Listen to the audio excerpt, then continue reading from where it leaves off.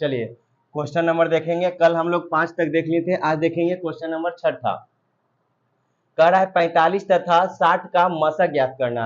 ये सब जितना भी क्वेश्चन है बोर्ड में आया हुआ क्वेश्चन है।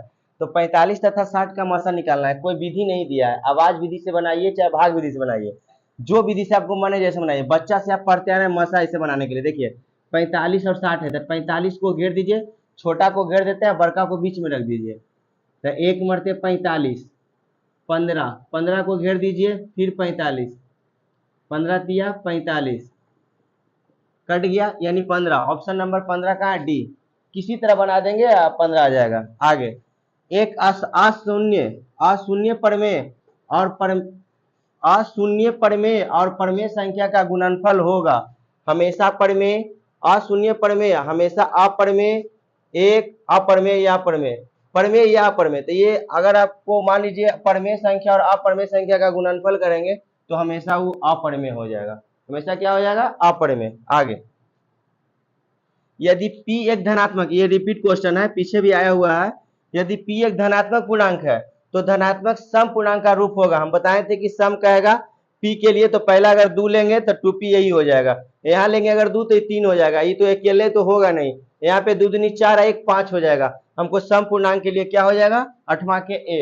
आइए 9वां, किसी धनात्मक पूर्णांक q के लिए, किसी धनात्मक पूर्णांक q के लिए प्रत्येक धनात्मक विषम पूर्णांक का रूप होगा।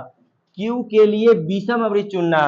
तो 6q अगर विषम एक 6q है तो ये तो ऑलरेडी सम है। 6q प्लस 2 ये भी सम है।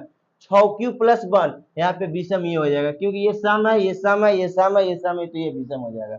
लास्ट क्वेश्चन है 10वां। यदि भाग एल्गोरिथम से, आप लोग फॉर्मूला ही पढ़े थे, a बराबर होता है bq प्लस r में a बराबर 72, q बराबर 8, r बराबर 0, तो b का मान आपको बताना है। हम आपको बताए थे भाग एल्गोरिथम में सूत्र होता है क्या?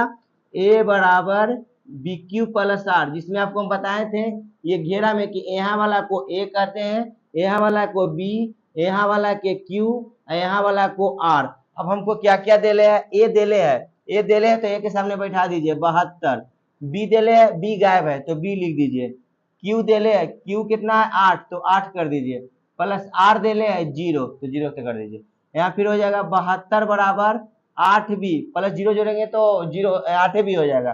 तो हम लोग लिख सकते हैं या 8b बराबर 72, तो b बराबर 72 बटा 8, 8 नमा 72, 8 नमा 72, ऑप्शन नंबर ए। क्लियर है? चलिए।